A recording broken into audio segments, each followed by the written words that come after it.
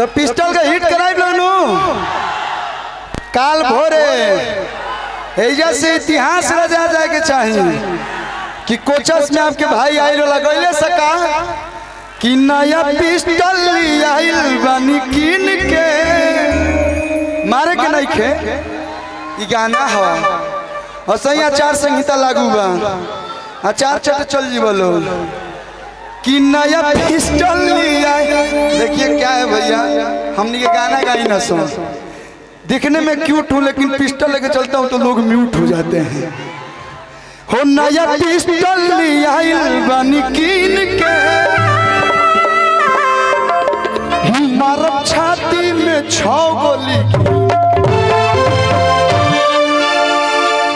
गोरी हो जाओ।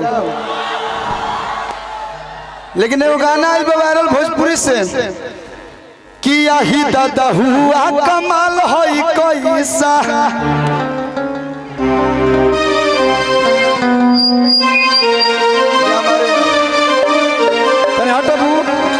हिंकर पगड़ी देख के बुझाता कि ददन चाचा से मिल के बने अभी बेहतर बस बस का चीज तलियाला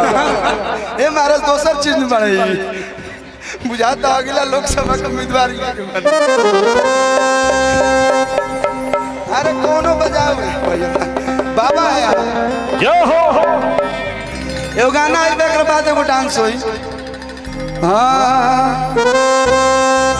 जो बड़े भैया नमस्ते भैया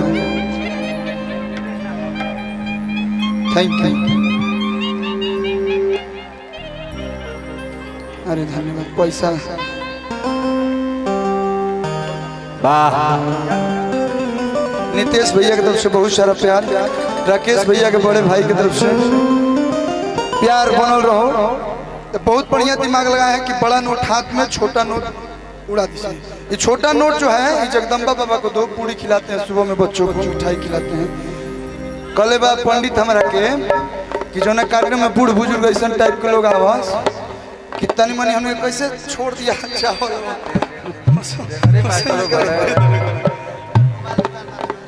अच्छा धर्मेंद्र भैया की तरफ से बहुत सारा प्यार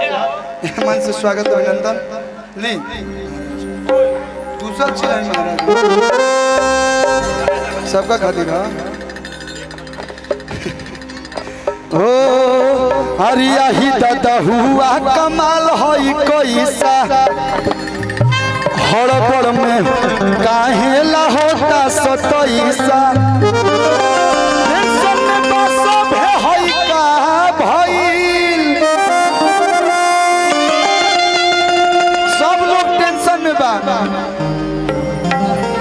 जीजा जी है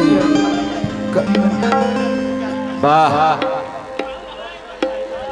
अच्छा ये तारीख है तो मतलब वहाँ के जीजा जी करे कि एगो दुगो सुना दी वो हम सुनावे जानी ना बियाह गीत हमारे लोग बड़ी पसंद करे ले लेकिन फास्ट में कहे के बा कि यही दादा हुआ कमाल होई कैसा हड़बड़ में काहे ला होता सतैसा कि टेंशन में बसो भे होई कहा भाई सब लोग टेंशन में एगो बात बताओ कि साल भर से रहू भौजी तू तो मई का गई अब बाबा अब बोलो ना कैसे लइका भाई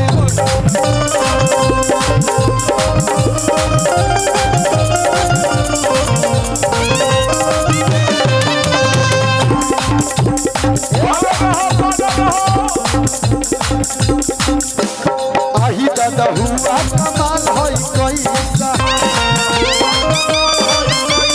हड़बड़ में काहे ला होता सतैसा टेंशन में बसो भे होई कहा भाई यो माजतिया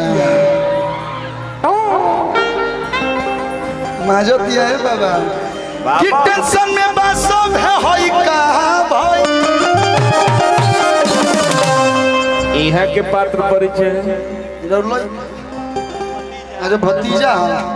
ये कुल मजाक में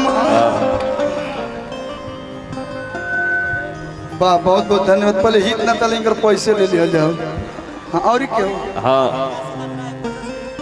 अच्छा अच्छा काशी रिकॉर्डिंग स्टूडियो कोचा साफी के हैं प्रणाम। इहे के आशीर्वाद है तरी बनल रहो। और क्यों बा घर और में हो क्यों घींच के ले आई हमने क्यों में के बाबा नहीं जो गोबरों पर के पैसा उठाए ना सही तो हाथ में मिलता है। तू मजाक करनी कुछ सीरियस ना लेना। इहे के पाहू अरे पाहू ना यहाँ के माउथ देखी पहले बुझा तक अगर यहाँ के हंस दी कस के तो रेल रुक जाई। और क्या हो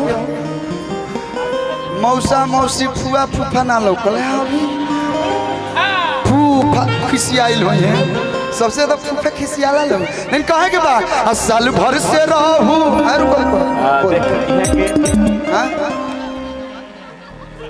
नीरज जी बहुत सारा प्यार हेमन से स्वागत ला भैया तो साउंड वाले भाई के देता भाई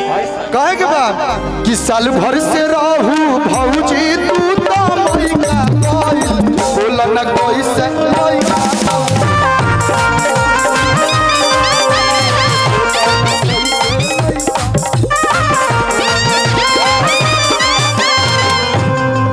बढ़ई बनौलस की देलू हया डर हे हो मरद कमाए का दुबई का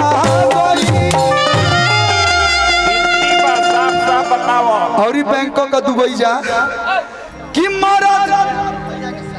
और भैया के साथ ये गांव में केहू अड़ियाउत केहू हो कि ओकरो से मंगवा दे दूसरों के भैया के सार के मंगवा दे कहे के भाई हम मौका बाबा की दोबारा थोड़ा बिया होला साल भर से रहू